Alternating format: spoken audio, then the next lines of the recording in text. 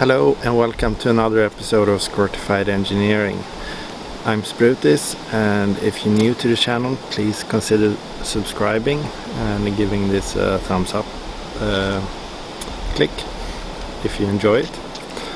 So also, if you're new to the channel or have forgotten because it's been so long since I did a status update, this is where I sort of tie all the segments together, as well as sometimes giving a bit of explanation why things are going the way they are going, etc. But so in the last status update, I was talking about the move of the garage, as well as COVID.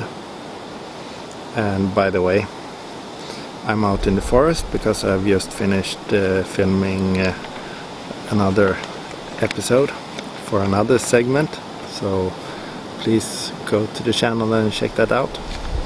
But anyway, the garage move is finished. So I was working a lot in order to achieve that, because I wanted to drive my Supra from the old garage to the new one. And since I do have a normal day job with all the... And this was just before we had these partial layoffs. So I was working full time when this was going on, and I had to finish all the painting stuff that I wanted to finish, and in order to drive the car, of course, but also getting all the things together, because I've been there for 8 years or something like that, so there is a lot of stuff gathered up. And especially since I've been working on the paint for the last 6 years, then you sort of just pile things up. So because you don't really move the car unless you really need to, which makes the workspace very limited, especially with all the pieces that I need to paint. But I'm really happy that it's over, and it took a lot of energy from me. So as I said, I was working full time, so I worked my 8 or 10 hours depending what was needed. Then I drove for 40 minutes to the old garage, worked on the car for a few hours, and then drove home, had dinner, slept, and then the next day I would redo everything. So I was I was almost burnt out of this. And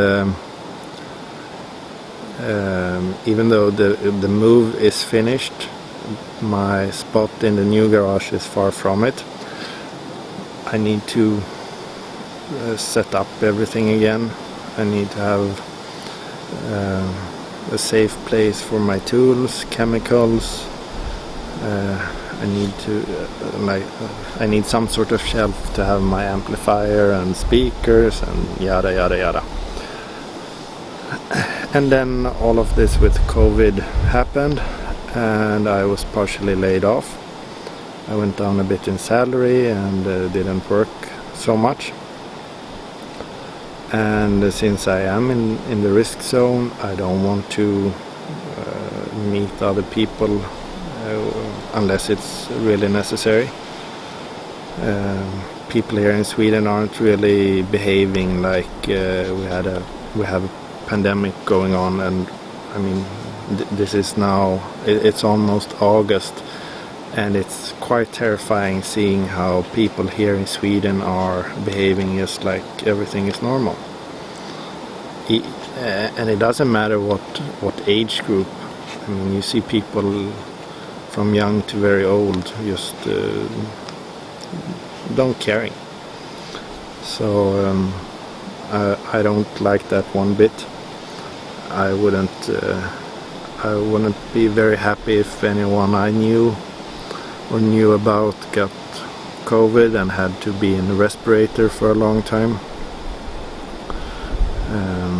So I do my best to avoid that, both for me, my parents, my sister and so on. But the downside, besides all of the obvious stuff, is that I'm also staying away from the garage, mostly because I haven't gotten my spot in the garage set up, meaning I'm not really sheltered from other people. I'm going to build, or have I already started that? Some walls around my spot,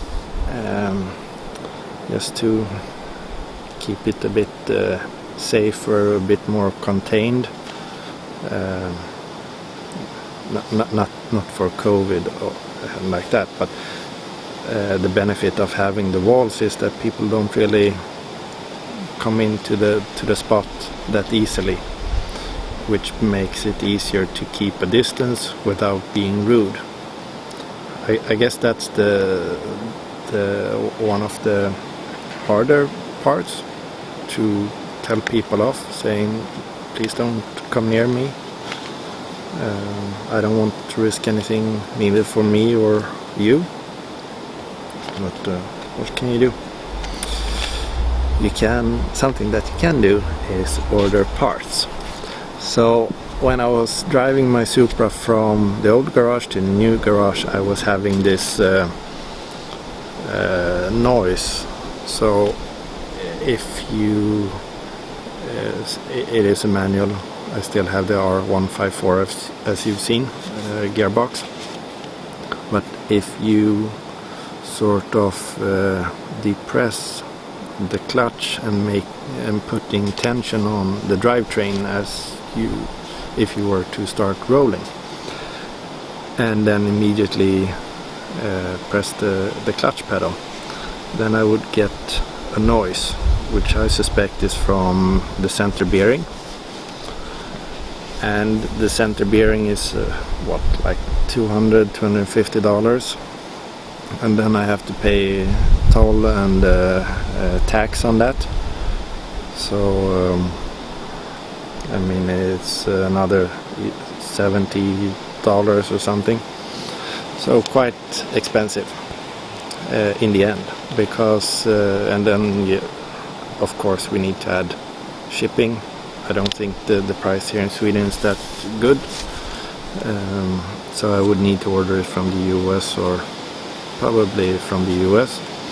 So it would be 300 something, and if I then were to add a little bit more, what do I get? Well, I get a brand new prop shaft, brand new U-joints, brand new flanges, brand new splines, brand new tubes. But before I went that route, I wanted to see what kind of options do I have here, because the company I work for, we often have custom prop shafts made for different applications. So I knew there were several companies working with this, so I reached out to one of them, and I was quite surprised by the response, because they said for $7,800, so roughly $800, we will build you a prop shaft that can withstand 8-second runs on the drag strip on the quarter mile, and in Sweden it's 402 point something meters. But so initially I thought, well, okay, that could be an option, but then I found out that all they do is replace the pipe itself of the prop shaft. So I would still have the same the same splined piece going into the gearbox. I would still have the same flange connecting to the differential. I would still have the same center bearing and the same U-joints, and everything is more than 30 years old. And without knowing anything about my prop shaft, they said it will take 8-second passes. I don't trust that one bit. But instead of getting into an argument, trying to haggle about the price and getting new stuff, etc., I looked over the pond to the US and I found Shaftmaster or Shaftmasters, who's been in the game for many years, especially if you look around Supramania. So I placed an order for a prop shaft from them. I have here the unboxing of that, so let's switch to that. So here we have a nice little box. We have one damage here. There is another one here, and on the short end it seems like it has been bouncing trying to open it. So let's see what we have in this box then.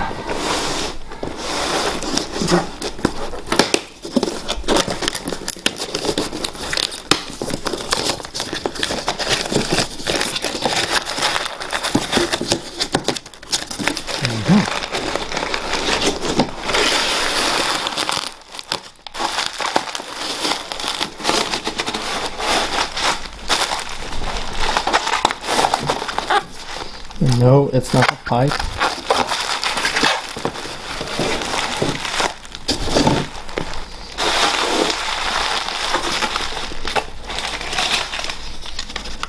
It's an aluminum prop shaft. Woohoo! And now it's upside down, but it's one from Shaftmaster. Doesn't seem to be any damage on the plastic, so hopefully the damages that is on the box are only on the box. So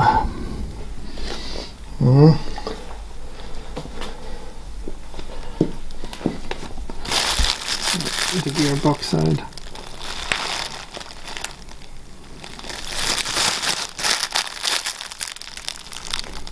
Dana Spicer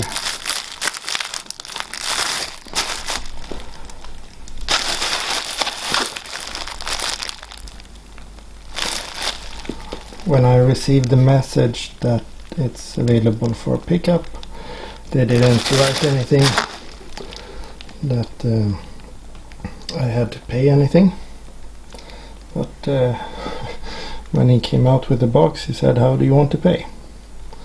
So 1,500 crowns for customs and tax. So hopefully this is a good upgrade. So who am I kidding? I can't leave it wrapped up. I need to have a look. And now you can see the logo, Shaftmasters. It looks like a nice piece. All the U-joints feel really nice, very precise. The noise is coming from the egg carton and plastic, but yeah, I like it.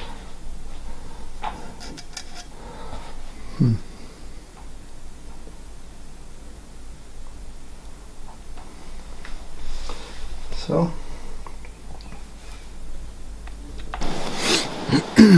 okay, so wasn't that fun? New parts are always very fun, and I find it, at least the quality that I've seen so far, it looks okay. It seems to be balanced.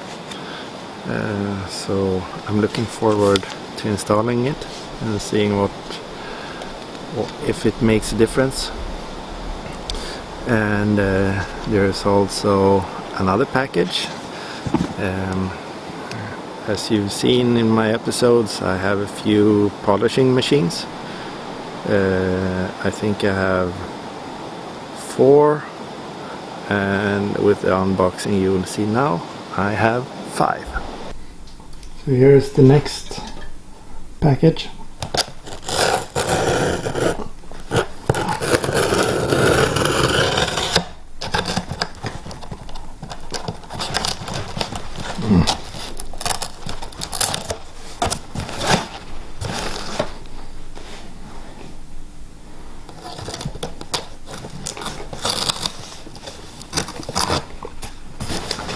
Not going very well for me.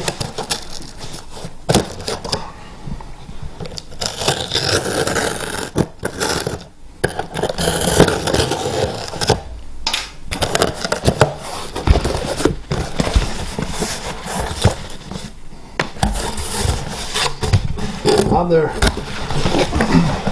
polishing machine. Oh, props on.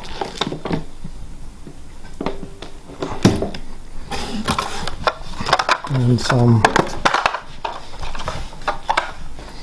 wet sanding discs, 2000 grit.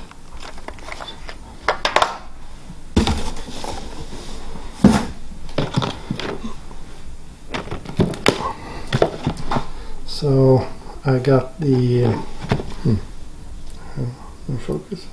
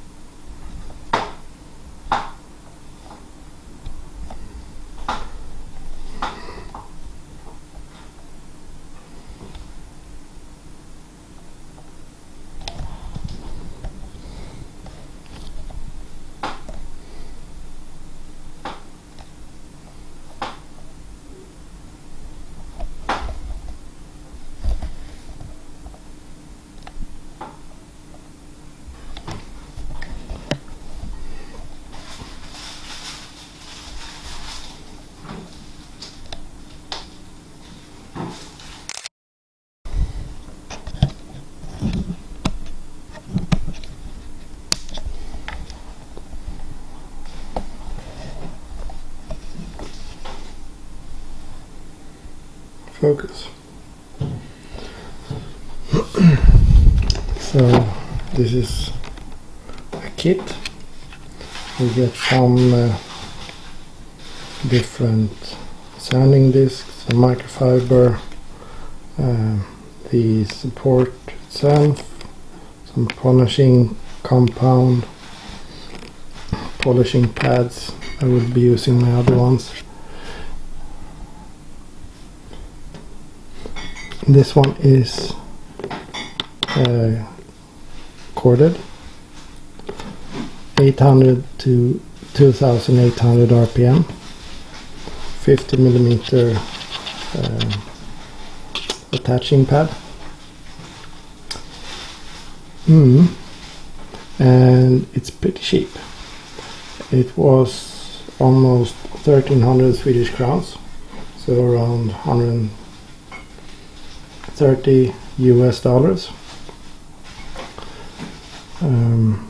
A lot cheaper than the Rupes Ibris, or what's it called.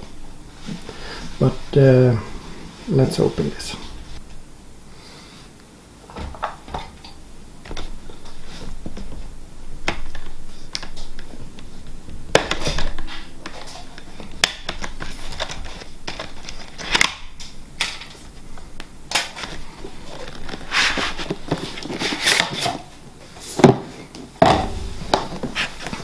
Comes in a nice box.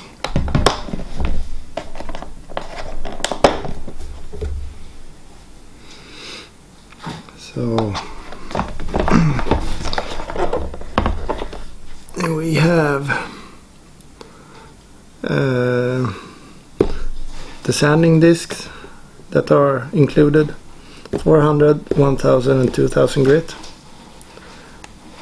I think.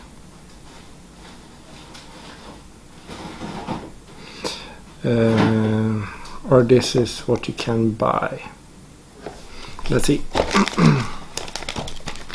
So here we have sanding discs. We have some sort of wool polishing pad and 2 foam pads, one which is a bit bigger and one which is very thin.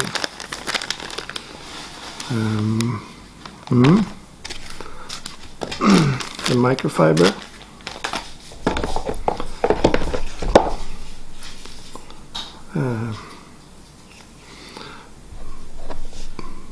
polishing compound for metal.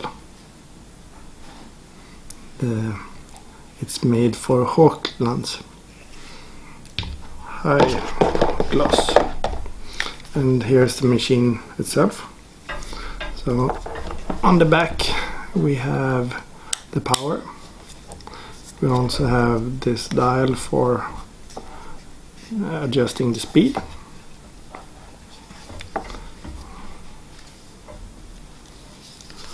And here I think we have, yeah. So here is the button for stopping the rotation. We already have the attaching pad installed. There is also an extension kit available. Also a smaller, yeah, so with the extension it seems like you can have a 30 millimeter diameter connecting pad, but it feels quite okay. And yeah, it's a nice decal here. So no gains, no muscle gains when using this. I think it can be, I mean, if you start it and then you can use 2 hands, so I think you can be quite precise with it.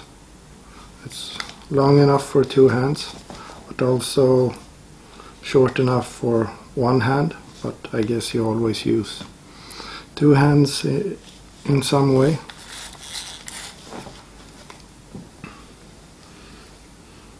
And a basic cord.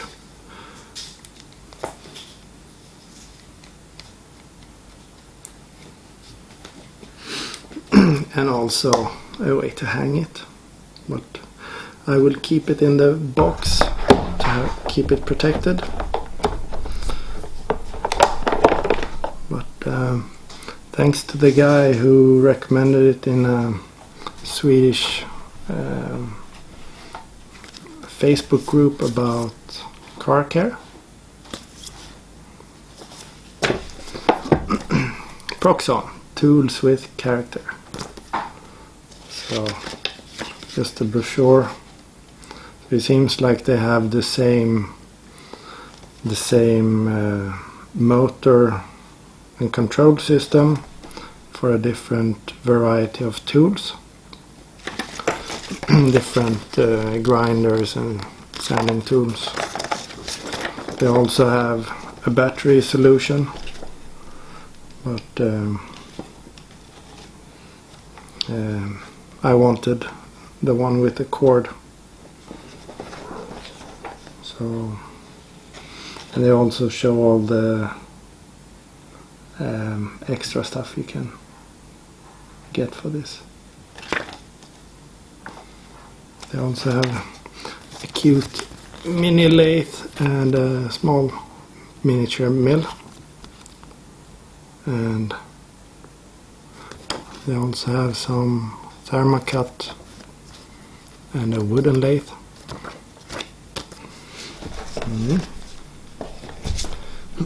So I guess that's it, and this will be number, I have the two-headed one, then I got the HPV 720, I have the pneumatic one, and then I got an extra one of those because they are so cheap when they are on sale, like $24.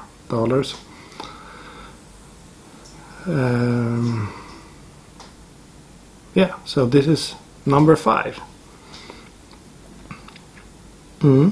But then I have a way to use small pads even if I don't have compressed air near me.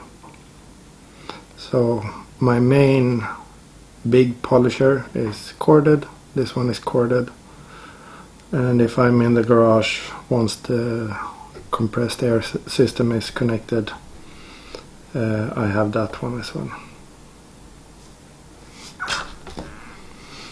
And then I wonder how this is compared to Autosol Nigrin. Have you heard about that brand? I haven't. But they are showing some sort of stainless steel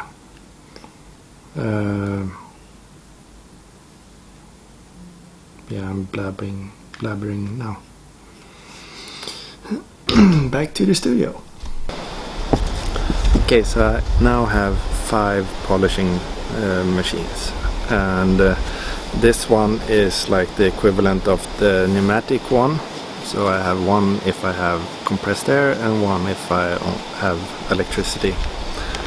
And I read on so the idea to buy this one from Conrad, a Swedish store, or European at least, was from a Facebook group where someone recommended this. He went from the Rupes Hybrid or Hybrid, something like that, the small one, to this, and was very happy. Now it starts to rain. So I decided to go the same route, and I haven't tested it yet, but it seems to be German quality. One thing I did notice right away was the threaded piece where you connect the shaft between the shaft and the support pad, which was much nicer than the one I have on the pneumatic one. Yeah, so we will soon test that one. And I mean, we're out in the forest, which I've already said, and I've finished filming a segment here, 2 episodes, and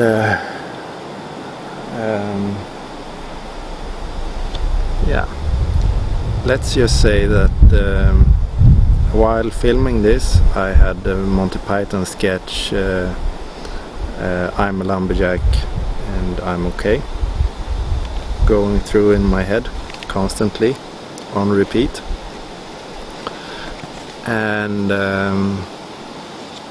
I've also had my birthday like last week, and I did relax on my birthday. I actually slept quite a bit because I had been up editing videos so that I can keep a constant 3 episodes per week release. And then I was out here at the summer house working on the other episodes, filming those. So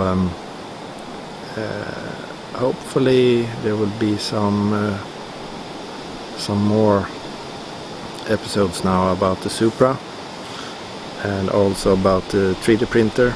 I do have several episodes, or pieces of episodes for the 3D printer already, but it will take some time to work on that, to sort of compile it down to an episode. And also, as you've seen, I've had some difficulties with exporting video files that are okay. For some reason, VSDC seems to be forgetting where the material is. So all of a sudden you will see this video clip is removed or deleted, even though I had it while I was editing it. So that's a bit weird. I also had a problem, I think it was episode 24 of the home improvement, which where the sound was terrible. It was lagging and it was distorted, not nice at all. So hopefully I can remedy that somehow. Not sure yet how I will do that. But again, about my birthday, I did get some presents. Some are on their way to Sweden. One of them is actually right now in the customs. One present is a pack of GoPro batteries, so that I can film a bit. I mean, I'm not as limited to recording time. And yes, I know my episodes are quite long, but remember that I'm starting out from like 6 to 10 hours of work time into one episode. So that's quite a lot. Yeah, what else? I think if you have been watching the home improvement segment, I think you can figure out that the living room is finished, and the reason why you haven't seen a finished living room, well, actually you did. I slipped once, but it's just because I want to keep it a steady stream of 3 episodes per week, and the status update is not included into that. But that means that I can do work on other stuff, mostly my Supra. But again, I'm sorry if I'm jumping back and forth, but the reason why I've been working so much with the apartment is because of the restrictions that we can't really do renovation work outside of normal working hours, so between 7 and 5 on weekdays, which is when I'm getting up and going to work and working, and so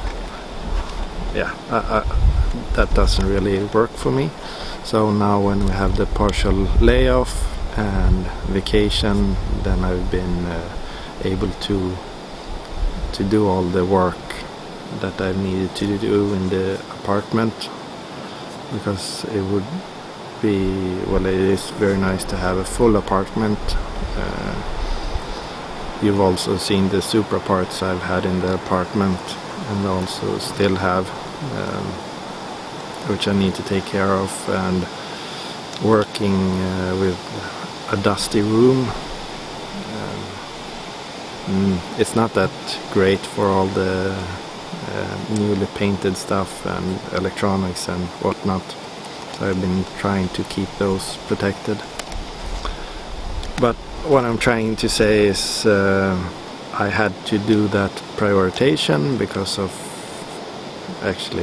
COVID.